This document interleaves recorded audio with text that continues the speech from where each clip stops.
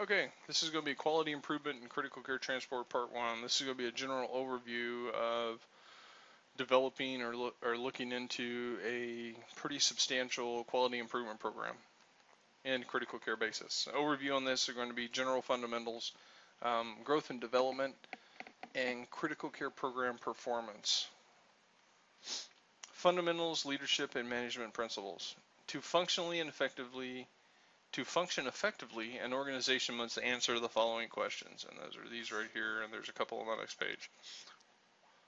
Why do the organization and its critical care transport program exist? 1. Where are the organization and its critical care transport program headed in the terms of growth and development? What guides decision making for the organization and its critical care transport program? And these could be multifaceted. Why do you actually exist? Is there a need? Is there going to be growth and development in this? What guides the overall decision making? Is it protocol driven, or is it county driven, or is it state driven, and so on? How are the organization and its critical care transport program performing? So on a scale of 1 to 10, 10 being the best you could possibly be, where are you at? What actions have been taken to improve performance, and those actions made a difference? So if you had problems or identifiable problems, were those addressed? And in that address, have those problems now changed, or are they still on the rise or continuing? The answer to these questions form the foundation of a quality management program. Purpose of the organization and critical care transport program. The purpose. Successful companies have a strong sense of shared purpose. It is good to get company leaders together and actually write out a purpose. What is our purpose? Examples of this: to bring compassionate care to families of inflicted whatever. The purpose in general should take a look at what you're actually there to do, how many communities are involved in this, and what do you want to do overall. Common objective lives in the hearts and minds of all the organization, and this is not just a mission statement. So the mission statement is a way of solidifying that and putting it into words, but the common objective of everyone that's present or on the team should push in the same direction. This is a forward movement of an idea or a thesis that have been won in the hearts and minds of all of your employees. So everyone has to have this common objective. What do we want to do? We want to be the best critical care providers we can be. That would be a purpose, or our purpose: to provide excellent critical care transports to our surrounding communities. Common objective: to be the best critical care clinician I possibly can be. Growth and development goals of the organization and its critical care transport program. Growth for CCT programs usually means increasing all of these: number of patients transported, types of patients transported, number of facilities that you actually serve, and geographical service area. So if you start off in an area like this and you only have 3 hospitals in that initial area, and each one of these were all cardiac facilities, eventually what you would want to do is expand outside of that coverage area to where maybe you could do high risk OB, medical ICU patients from one place to the next, specialized hospitals that only deal with emergency stenting or repair of a shunt, transporting those to other areas. So as you expand your coverage area and the types of patients that you transport and your facilities that you serve, This should grow your program. Improve or expand current services. Improve customer satisfaction. Good feedback on this is a questionnaire after they've had a call from your service. Enhance relationship with the patient's families. Good public interaction between your providers, your clinicians, and the actual patients that they serve and their families. Improved ability to get reimbursement. Clear and concise documentation along with clear and concise billing.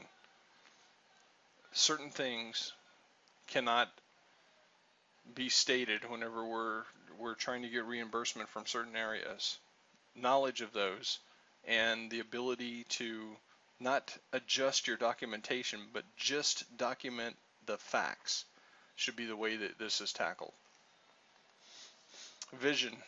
Clear, concise vision allows an organization to recognize ideas that will help them achieve their goals and would describe a future state. So we want to know where we want to go in a year, or 5 years, or 10 years. And from that, give this vision statement.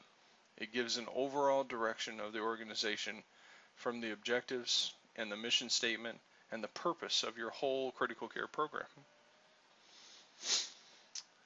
Guide for decision making in an organization and its critical care transport program.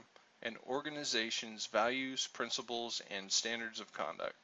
And these things together, their values, their overall principles that the company was founded on, and their standards of conduct or their standard operating procedures, guide your day-to-day decisions.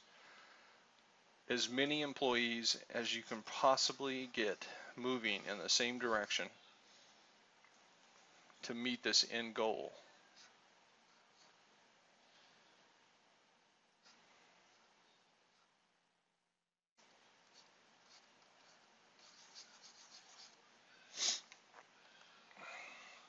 Thom Star Care Values.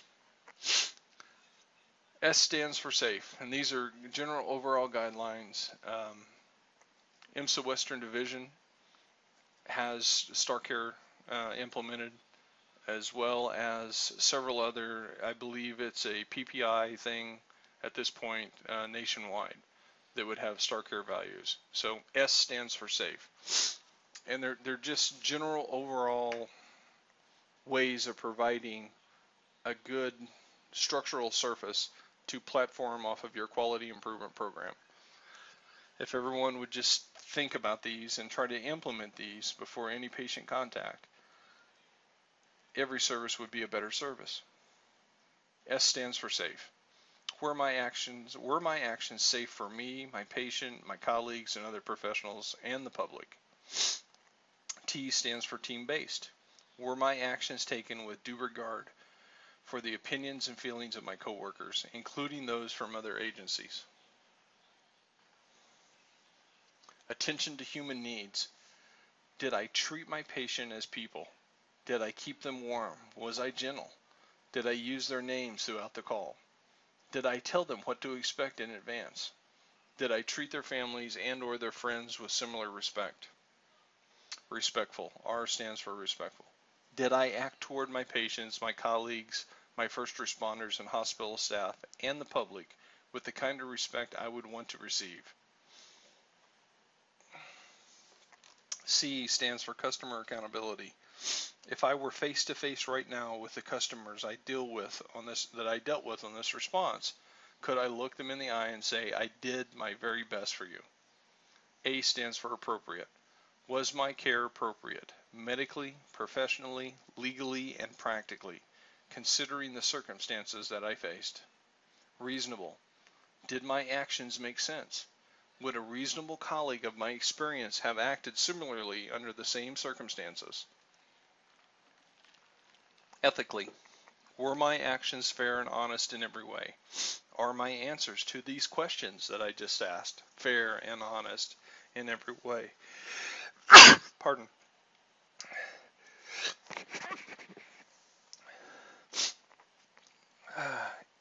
Interventions and their impact. Key performance indicators.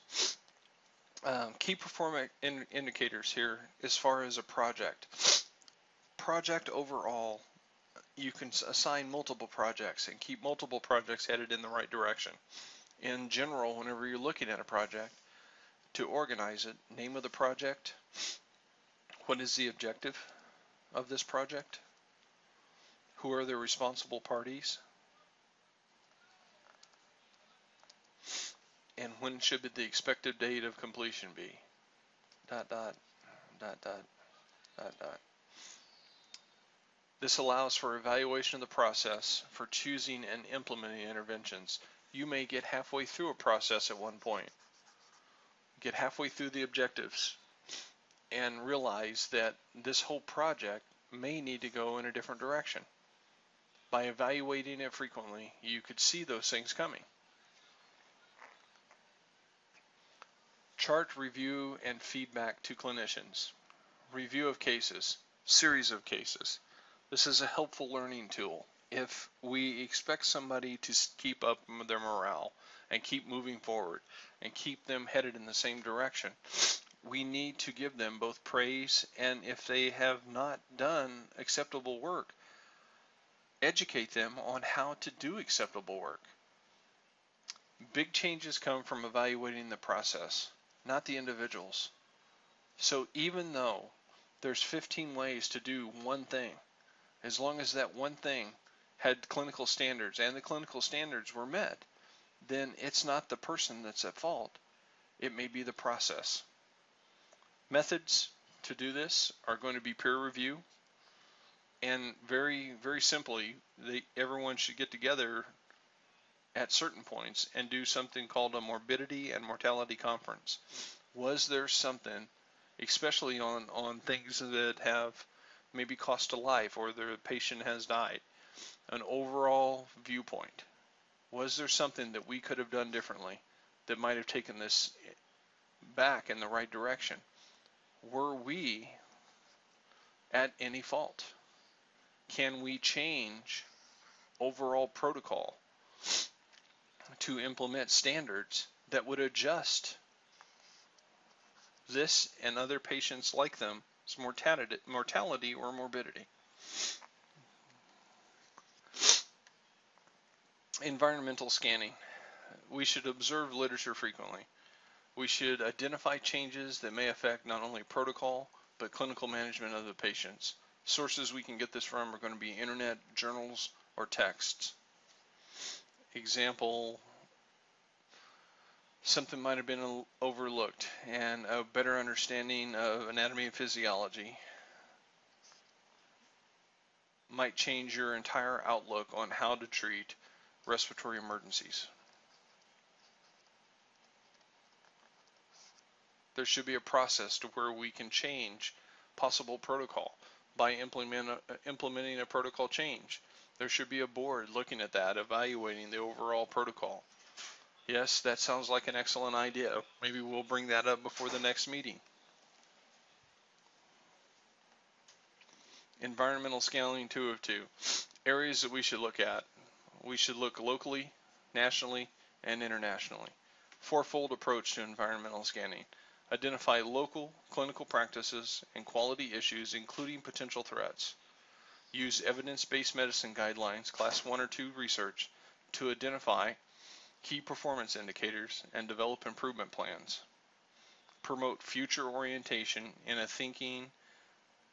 thinking of the management and staff. Alert management and staff of trends that are converging, diverging, speeding, slowing, or interacting. So again, we should get all of this information coming in by some means or some method, and have key performance indicators to assist in our development or our change of the plan that we currently have. Performance of the organization and its critical care transport program. So this would be a gauge of overall performance. Critical care transport program performance. Feedback is important to maximize key performance. Key result areas, or KRAs, should be identified. So what is, from our objective, what would be key results that we would like to see? And then we should also take into consideration performance variations that could easily adjust. The performance variation should still, if we've identified the key result areas, should still funnel in to a specific target topic and assist us in heading in the same direction. Key result areas. Areas an organization needs to provide its services. These are very simple. 1. Clinical performance. The pre-hospital practice state of the art. Are you slinging state of the art medication or medicine, if you will? Customer satisfaction. Are customers satisfied and feel they've received value? Are your customers happy? A simple questionnaire at the end of their ride or trip, or whenever they get back out of the hospital. Employee satisfaction. Are the employees happy and motivated? Equipment performance. Is the equipment state of the art without clinical failures? And then last but not least, fleet performance. Is the fleet well maintained and dependable? These are all in the development and are the key result areas, or directly relational to key result areas. Safety. Is the work environment safe for customers and employees? Financial. Are billings correct? Is accounts receivable documentation current? You must regularly monitor KRAs to determine performance, identify any problems that you might see, and assess the results of your interventions that you've taken. Key result areas. Effective key result areas. Key result area use includes tracking over time and plotting them on a chart. So without plotting them out or creating a bar, you have no evidence that you even have a key result area. Variations in performance, and this is almost the end of it. Common cause variations, variation that is inherent. Example of this, an inherent variation is something that's essential to the existence of something, or something that's permanent. Everything that we do in critical care and EMS has a variation to it. There's 15 ways to do this, but as long as the same clinical practices are there and the direction is the same, that should be your overall goal for your protocols, your mission, your interaction with the patients. If everybody did what they were supposed to do, then very simply, everyone was moving, even though it was slightly different, in the same direction. Special cause variation, variations that is outside the expected common cause. As long as the clinical standards have been achieved, there can be variations in the delivery. This ends part 1. If you have any questions, feel free to contact me. roy.smith@redlandscc.edu or smith@imsa.net. Thank you.